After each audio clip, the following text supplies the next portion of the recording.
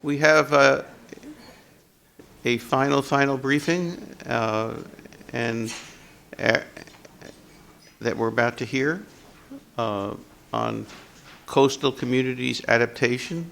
So we're actually finishing the first few briefings are about nature, the last few briefings are about us. So let's hear about it.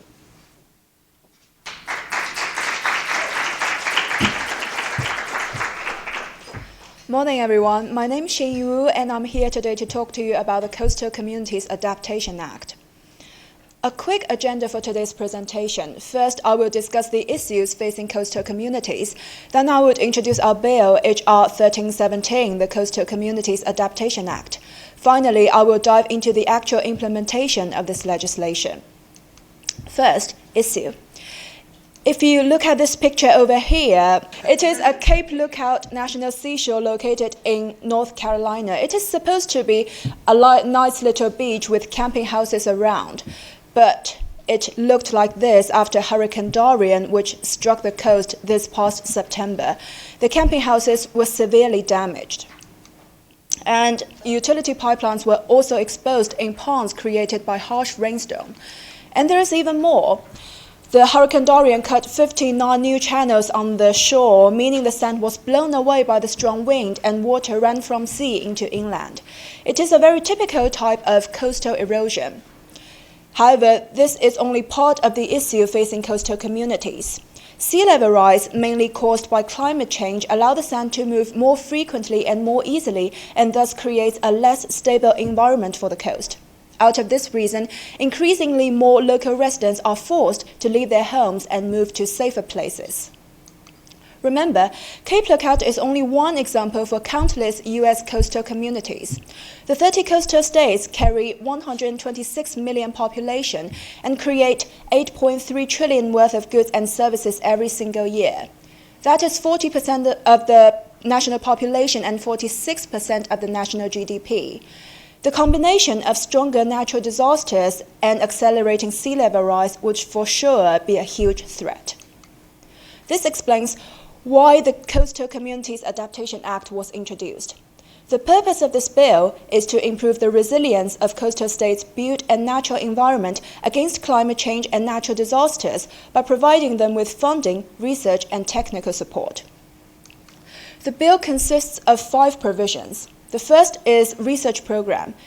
It is an interagency collaboration between 3 existing government agencies and would mainly focus on upgrading existing building codes.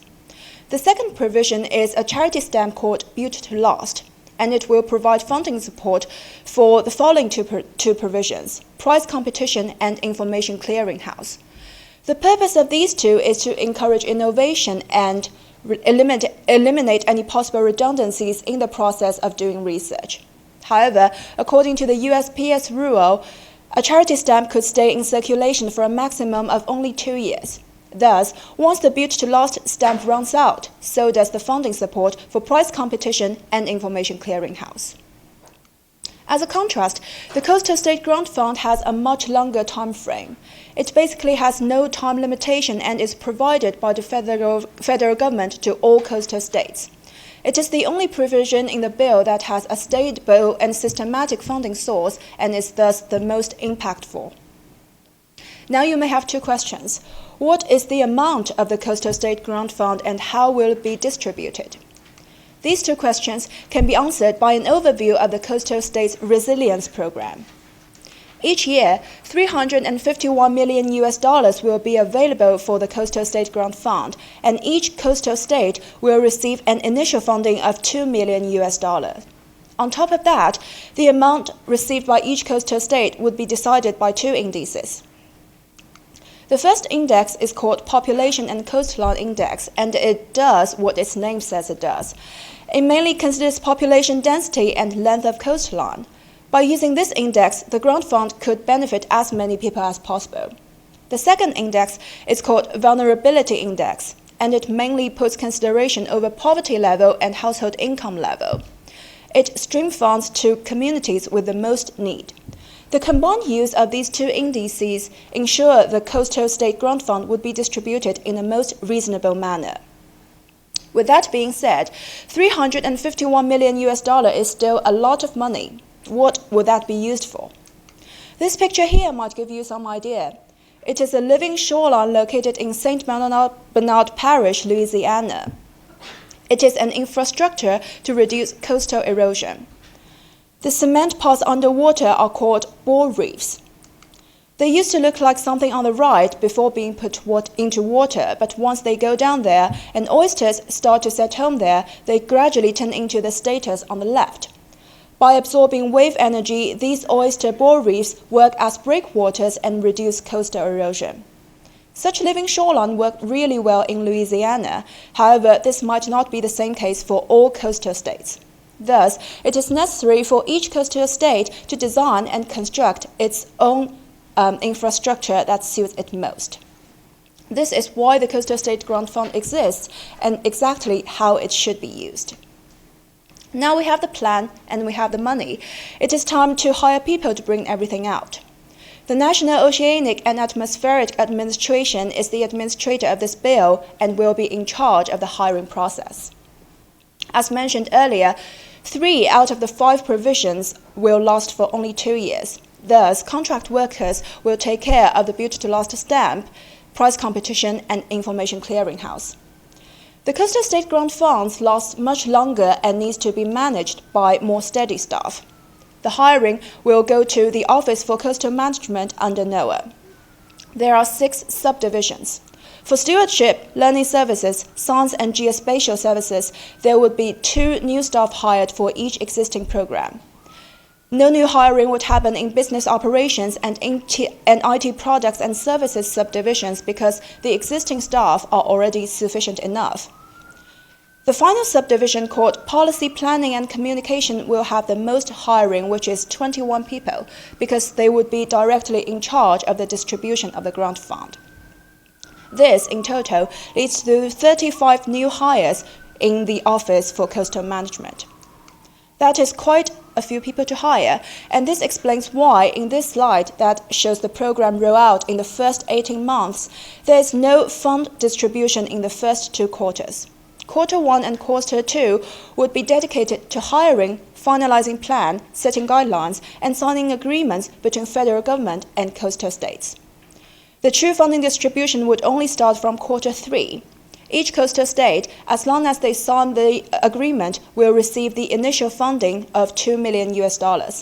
Assume all 3 coastal states sign the agreement, that will be a distribution of $6 million. The remaining of the $351 million would be distributed equally throughout the 3 remaining quarters. But the program is not only about money distribution, but all about feedback and reporting. On a monthly, quarterly, and yearly basis, state offices would report to NOAA, and as response, NOAA would give them with feedback, which allow them to improve the work that they are going to do and they have already done. In this last picture over here, I want to show you a seawall located in Santa Barbara, California. Same as the living shoreline in Louisiana, it is an important infrastructure that helps coastal states against climate change and natural disaster. However, there is something even more important, and by something I mean us, because we are all part of the solution. Thank you to our faculty advisor, Professor Lloyd Cass, the whole team, especially Julianne E. Chu, our 2 managers, and of course everyone who's sitting here and listened to my presentation. I'm happy to take any question now.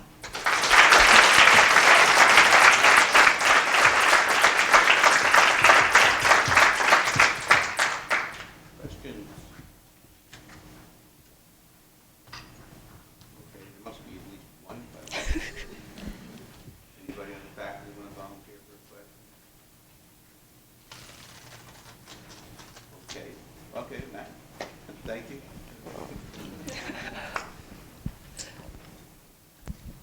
Thank you. Very nice job.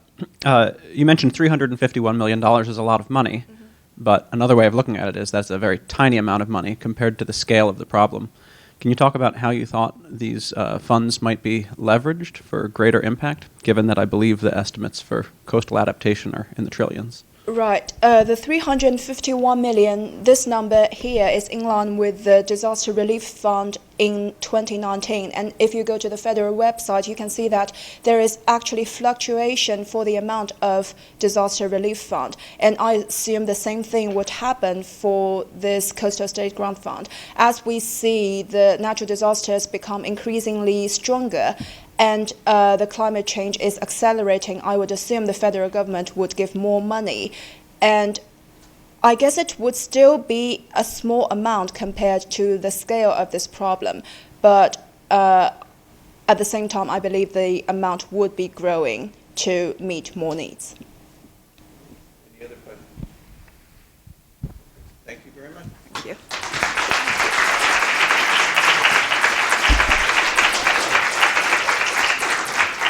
Okay, so first I want to congratulate all the groups for doing a great job. Let's have a round of applause for the entire class.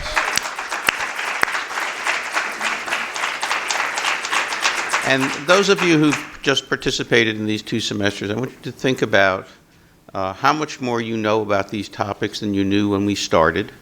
That's the first thing I want you to think about. Think about the day after Memorial Day, when we started the program, and the day after that, when you when you joined these groups, and how much you've lived with and thought about these problems.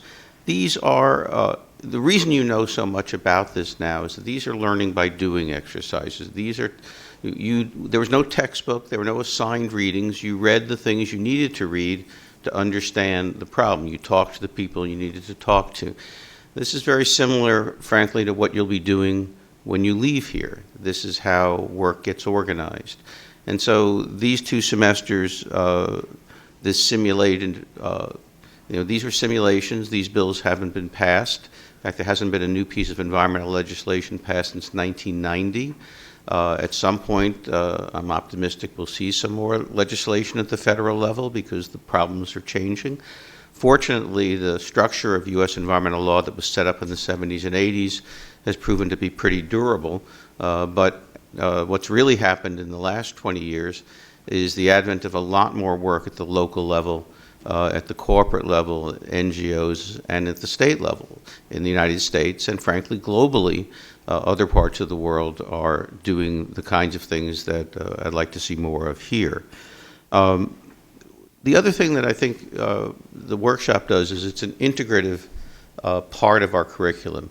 And you take a separate course in ecology and in ethics and in environmental policy and in economics and in chemistry. All those things are separate, but we have to bring them together to solve environmental problems. In fact, one of the sort of central factors of sustainability problem solving is how many different kinds of areas of knowledge and discipline are needed in order to address it. Those of us who've been working in this field for a long time really understand our need to tap into other people's expertise. And that part of our job is to know what we don't know and when to start asking questions and try to get other people who know more about a specific topic engaged in that problem-solving exercise. So we've done that. The other thing that I want you to think about is that you've learned how to work together. I mean, the whole point of our summer curriculum, which is steeped in work, in group work, and this workshop over 3 semesters is teamwork and learning how to play the role of a leader, and then the next semester you're not the leader. And you have to then support somebody else's work because they're the leader. And so you find yourself in these interactive relationships where you really are tapping into, again, different people's expertise. So we're very explicit here about the need to work together to address these issues. It's not to say that individual effort's not important. It is important. But part of the individual effort is directed toward teamwork so we can get more done than any single one of us could get done. So next semester, you've done a survey. The faculty now have your preferences for which projects we're going to go after, and the faculty are looking for clients and projects for next semester. Next semester, it's not a simulation, it's real. And the difference is there's no weekly output defined for you. You actually have to figure out what the outputs are. You work with your client on that.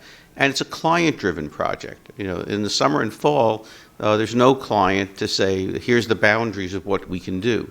You have to set those boundaries based on the statute and what your faculty advisor advises you. But in the spring, there's somebody outside that does that. Again, which is a lot more like what it's like to be a professional. Very often, you're working on things, and it isn't exactly the way you'd like it to be. And it isn't shaped the way you think it ought to be, but that's what it is. And to make progress, sometimes you work on issues in a way that you may not think is 100% the best way to do it. But hopefully you'll make progress. So we're going to have those projects coming up. I think, you know, from my perspective, these workshops are really about honing your professional skills so that when you leave here, you're really equipped to be sustainability problem solvers. And hopefully you've seen each other's work and you realize how much growth there has been, how much more sophisticated we are now about these issues. And this is really what you'll be doing for the rest of your career. No matter what issue you're most interested in, you find yourself over time getting thrown into other issues. I started in water, I went into toxic waste, I went into underground storage tanks, I was federal, I went to state, I went to local. I'm now much more engaged in private sector work than I ever thought I would be. And so these kinds of transitions are the way our profession works and the way this has evolved. We started this program 18 years ago in 2002. This is the 18th fall workshop presentation. When we started, this was a different field than it is today. Many of the climate projections that we did in the 90s talked about what would happen by now. And guess what? Those projections were pretty accurate, and it's pretty scary. On the other hand, an issue that was on the fringes of politics and of policy is now at the center of politics and policy and corporate life.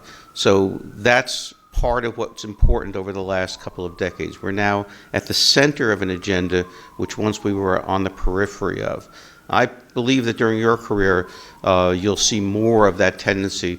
So before very much longer, the work that you're doing and the field you've selected will seem like a really good choice, both in terms of saving the world and advancing professionally. And it's nice if you can do those two things at the same time. So again, congratulations to everybody, and looking forward to the client projects next semester with you.